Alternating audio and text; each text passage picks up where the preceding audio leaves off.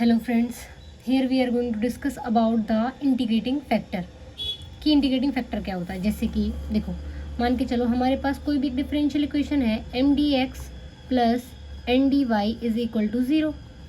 Exactly हम क्या check कर रहे थे यहाँ पे कि curly M upon Y is equal of curly N upon X, कि अगर ये कंडीशन होल्ड करती है तो हम कहेंगे कि ये डिफरेंशियल इक्वेशन हमारी एग्जैक्ट है, अदरवाइज नॉट। और एग्जैक्ट का मतलब क्या बताया था कि इस डिफरेंशियल इक्वेशन के लिए एक ऐसा फंक्शन एग्जिस्ट करेगा u सच दैट कि अगर हम उसका डेरिवेटिव करें तो हमें डायरेक्टली एग्जैक्ट हमने डिफरेंशिएशन नहीं किया बस उसका, और मतलब कि डेरिवेटिव निकाला है और सीधा हमें क्या मिल गई, एक डिफरेंशियल इक्वेशन मिल गई। बट अगर हमारे पास जो डिफरेंशियल इक्वेशन है वो एग्जैक्ट ही ना हो, दैट मीन्स कि हमारे पास कोई डिफरेंशियल इक्वेशन है, हमने उसको एग्जैक्ट चेक किया, that means curly m upon Y is equal to curly N upon x, और वो इक्वल ही नहीं होल्ड किया। अगर इक्वल होल्ड कर रहे हैं तो एग्जैक्ट है, अगर होल्ड कर रहे हैं तो क्या हो जाएगी, वो डिफरेंशियल इक्वेशन एग्जैक्ट है। तो ये क्या दिखा रही है, नॉट एग्जैक्ट। तो अगर कोई डिफरेंशियल इक्वेशन एग्जैक्ट ना हो, उस डिफरेंशियल इक्वेशन को हम एग्जैक्ट कैसे बनाएंगे? तो उसके लिए हम क्या करेंगे, जो डिफरेंशियल इक्वेशन हमारे पास दे रखी है उस डिफरेंशियल इक्वेशन को M D X plus N D Y is equal to zero, इस डिफरेंशियल इक्वेशन को अगर ये एग्जैक्ट नहीं है तो हम एक फंक्शन लेंगे, suitable function phi of X comma Y, हम इस डिफरेंशियल इक्वेशन की मल्टीप्लाई करा देंगे इसके साथ, that means phi of X Y की मल्टीप्लाई करा देंगे इसके साथ M D X plus N D Y is equal to zero के साथ। मतलब इसका मल्टीप्लाई करा दी दोनों साइड, तो ज़ीरो ही है तो ज़ीरो मल्टीप्लाई समथिंग तो ज़ीरो ही रहेगा। इसकी मल्टीप्लाई कराई, जब फाई की एम के साथ मल्टीप्लाई करेंगे तो एक नया एम आएगा हमारे पास और एक नया n1 आ जाएगा, और जो हमारे पास m1 n1 नए आएंगे उनका अगर हम डेरिवेटिव चेक करेंगे, पार्शियल डेरिवेटिव, तो वो हमें इक्वल मिल जाएगा। तो हम जो डिफरेंशियल इक्वेशन एग्जैक्ट नहीं है उसकी जब हम एक सूटेबल फंक्शन के साथ मल्टीप्लाई कराते हैं और वो फंक्शन हमारा डिफरेंशियल इक्वेशन को एग्जैक्ट बना देता है, तो उस फंक्शन का नाम क्या रहता है हमारे पास, इंटीग्रेटिंग फैक्टर। Integrating factor. तो क्या रहेगी डेफिनेशन इसकी, if the given differential equation is not exact, क्या लिखेंगे, if the differential equation is not exact, कि हमारे पास जो डिफरेंशियल इक्वेशन क्या है वो एग्जैक्ट नहीं है, then we have to find that function and it becomes exact. कब बनती है, after it has been multiplied by some suitable function, कि जब हम जब इस डिफरेंशियल इक्वेशन की हम किसी सूटेबल फंक्शन के साथ मल्टीप्लाई करा देते हैं तो ये डिफरेंशियल इक्वेशन कैसी बन जाती है, एग्जैक्ट। तो उस सूटेबल फंक्शन को, और ये फंक्शन किसका है, एक्स एंड वाई का, then this function is called integrating factor। Integrating factor. एक एग्जांपल ले लेते हैं कि भाई हमारे पास, अच्छा, अगर किसी डिफरेंशियल इक्वेशन का एक इंटीग्रेटिंग फैक्टर मिल रहा है तो हमारे पास इनफाइनाइट इंटीग्रेटिंग फैक्टर एग्जिस्ट करेंगे।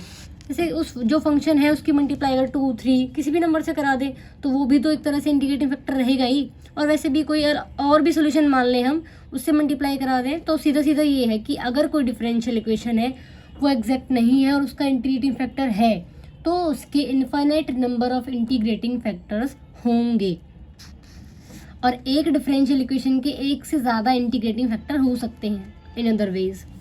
तो एक क्वेश्चन लेते हैं जो एक्सरसाइज 1.2 है, इसमें हमें सिर्फ इतना बताना है कि तुम्हें एक इंटीग्रेटिंग फैक्टर दे रखा होगा, हमें सिर्फ इतना बताना है कि ये इक्वेशन इंटीग्रेटिंग फैक्टर से मल्टीप्लाई कराई तो एग्जैक्ट हुई या नहीं। अगर एग्जैक्ट आ जाती है तो वो फंक्शन उसका इंटीग्रेटिंग फैक्टर है, अदरवाइज नहीं है। जैसे कि अगले क्वेश्चन में दे रखा है, prove that 1 upon x square Y square is integrating factor of differential equation 1 plus x Y into Y dx plus 1 minus x Y into X dx is equal to 0। ये हमारे पास कोई भी डिफरेंशियल इक्वेशन है। जब हम इसको compare करेंगे किसके साथ, M D X plus N D Y is equal to 0 के साथ, तो m की वैल्यू क्या आ जाएगी यहाँ पे 1 plus x Y into y, और n की value 1 minus x Y into x, तो y plus x Y square आ गया m, और n की value x minus of x square y. पहले चेक तो कर लें कि ये डिफरेंशियल इक्वेशन एग्जैक्ट है भी कि नहीं। हम ऐसे ही अपने क्वेश्चन करे जा रहे हैं, क्या पता वो ऑलरेडी एग्जैक्ट हो। तो कर ली m upon curly y का derivative 1, x constant, y square का derivative 2y, it will give 1 plus 2xy, कर ली n अपॉन कर ली x, यहाँ पे y कॉन्स्टेंट है तो ये हमें क्या देगा 1 माइनस की 2xy, कर ली m अपॉन y की वैल्यू 1 प्लस 2xy, कर ली n अपॉन x की वैल्यू 1 माइनस 2xy। दोनों ही वैल्यूज आपस में इक्वल नहीं है, तो ये क्या प्रूफ करता है कि ये डिफरेंशियल इक्वेशन हमारी क्या है, एग्जैक्ट नहीं है। This implies differential equation is not exact. अब एग्जैक्ट नहीं है और क्वेश्चन में क्या दे रखा है कि प्रूफ करो कि ये इसका इंटीग्रेटिंग फैक्टर है या नहीं है। इंटीग्रेटिंग फैक्टर का मतलब ये होता है कि अगर मैं उससे इसको मल्टीप्लाई कराऊं तो जो नए m और n बनेंगे वो हमारे इस इक्वेशन को होल्ड करेंगे। तो पहले अगर हमें ये इंटीग्रेटिंग फैक्टर दे रखा है ना, इससे इस इक्वेशन की मल्टीप्लाई कराते हैं, 1 plus x Y Y D X plus 1 minus x Y X D X. ये हमारे पास डिफरेंशियल इक्वेशन है, हमें इस डिफरेंशियल इक्वेशन को इससे मल्टीप्लाई कराना है, 1 upon x square Y square से मल्टीप्लाई कराना है। तो ये अलग अलग मल्टीप्लाई होगी इस पर, 1 plus x Y Y upon x square Y square D X plus 1 minus x Y into X upon x square Y square M D X plus ये वाई रहेगा। क्वेश्चन में गड़बड़ कर रखी है, ये वाई रहेगा, लिखने में गड़बड़ हो गई है, ठीक है। तो जो हमारे अच्छा कैंसिल आउट कर देते हैं, ये एक वाई स्क्वायर है, ये वाई कैंसिल आउट, ये एक्स है, एक्स स्क्वायर कैंसिल आउट।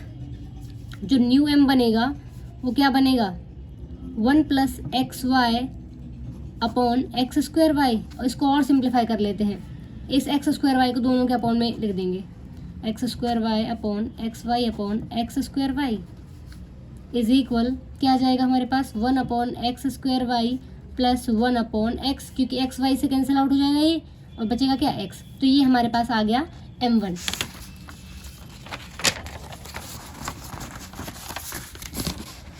ठीक है, अब हमने यहाँ पे निकाली वैल्यू किसकी, n1 की। n1 इज इक्वल क्या है n1 की value 1 minus x Y upon के एक्स वाई स्क्वायर, इसको भी सिंप्लीफाई किया 1 upon X Y square minus of X Y upon के एक्स वाई स्क्वायर, ये सिंप्लीफाई होकर क्या आएगा हमारे पास 1 अपॉन के X Y square minus of क्या आएगा 1 अपॉन के वाई। तो वो हमारे पास m की वैल्यू थी और ये हमारे पास किसकी वैल्यू, n की वैल्यू है। नाउ जो m1 था हमारे पास वो कितनी वैल्यू थी 1 upon x square Y plus 1 by X, 1 upon x square Y plus 1 by X. हमारे पास m भी है n भी है, हम चेक करेंगे इसको, कर लिए m अपॉन वाई के साथ, x तो कांस्टेंट है 1 upon x square, 1 upon Y का डेरिवेटिव 1 अपॉन वाई का डेरिवेटिव निकालना है, मतलब y इनवर्स का डेरिवेटिव निकालना है, तो क्या आ जाएगा -1 y -1 तो क्या जाएगा माइनस वाई ऑफ 2, तो is equal to minus y 1 upon y square, तो इसको ले देंगे -1 अपॉन वाई स्क्वायर। यहाँ फंक्शन का डेरिवेटिव कर रहे हैं हम y के रेस्पेक्ट में, तो x है तो ये 0 हो जाएगा। अब निकालते कर ली n1 अपॉन के कर ली x, same here 1 upon y square same है, 1 अपॉन एक्स का डेरिवेटिव -1 अपॉन एक्स स्क्वायर, और यहाँ पे x है नहीं तो इसका 0, तो ये आएगा इक्वेशन 1 अपॉन के एक्स स्क्वायर वाई स्क्वायर, और ये आ जाएगा हमारे पास -1 upon x square Y square. तो इसने क्या इम्प्लाई कर दिया है, जो न्यू m है उसका derivative with respect to y, और जो न्यू n1 है उसका derivative with respect to x, दोनों क्या है इक्वल है। तो दिस इम्प्लाई जो नई डिफरेंशियल इक्वेशन हमारी बनी, दैट मीन्स जब हमने इसको इससे मल्टीप्लाई कराया है इस डिफरेंशियल इक्वेशन को, जो नई डिफरेंशियल इक्वेशन बनी है वो अब हमारी क्या बन गई है, exact. This implies differential equation become exact. तो हेंस प्रूव्ड, क्या प्रूफ हुआ है कि जो 1 upon x square Y square है वो हमारा क्या है, इंटीग्रेटिंग फैक्टर है।